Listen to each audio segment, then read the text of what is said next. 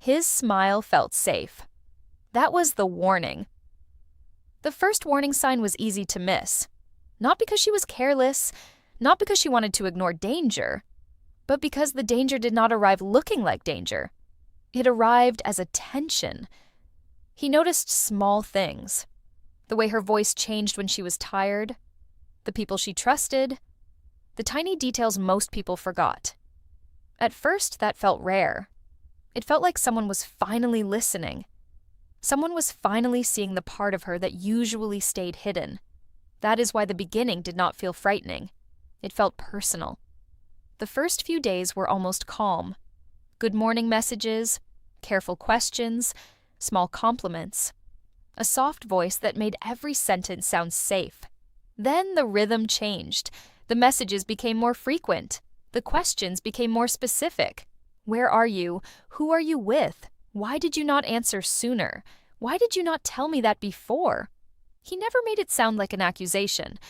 That was the clever part. He made it sound like concern. I just worry about you. I just want to know you are safe. I feel closer when you tell me everything. Slowly, the word everything stopped meaning honesty. It started meaning access.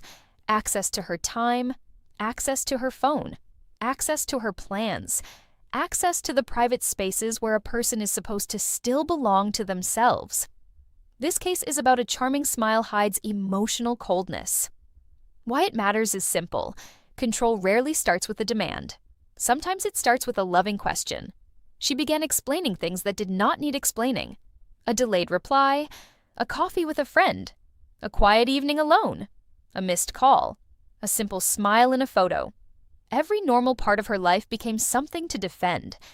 When she pushed back, he did not need to explode. He only had to become distant. That silence trained her. It made her replay every sentence. It made her check her phone before she checked her own feelings. It made her apologize just to bring the warmth back. Then came the apology from him. Always soft, always believable, always timed perfectly.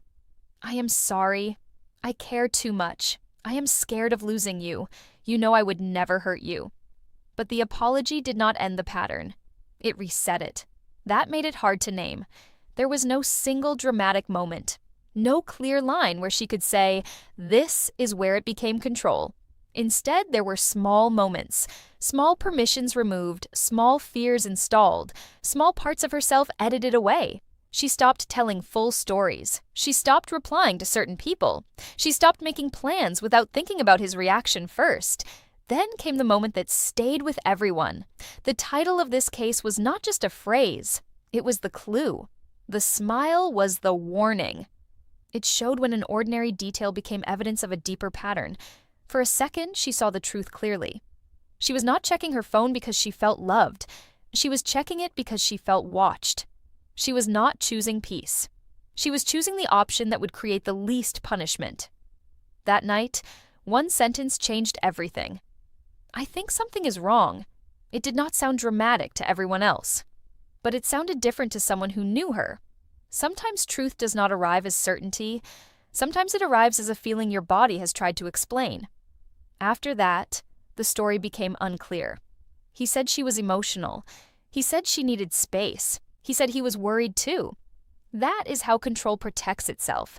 It shapes the story other people hear. This story is fictional, but the pattern is real. The warning sign was not one loud moment.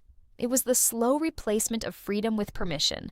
Emotional control can look like love, sound like protection, and feel like being chosen. But love does not require constant access. Love does not punish privacy. Love does not turn every boundary into betrayal. The first red flag was intensity without time. The second was concern that needed proof. The third was how quickly normal life became something to justify. Psychologically, this matters because control often begins as conditioning.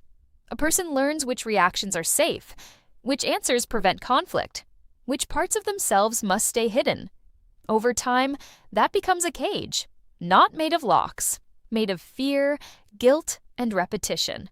A healthy person does not make you afraid of independence. They do not make you feel guilty for having friends. They do not treat privacy like a threat. If someone makes you feel chosen one day and trapped the next, listen to that feeling. Sometimes the first warning sign is not what someone does when they are angry.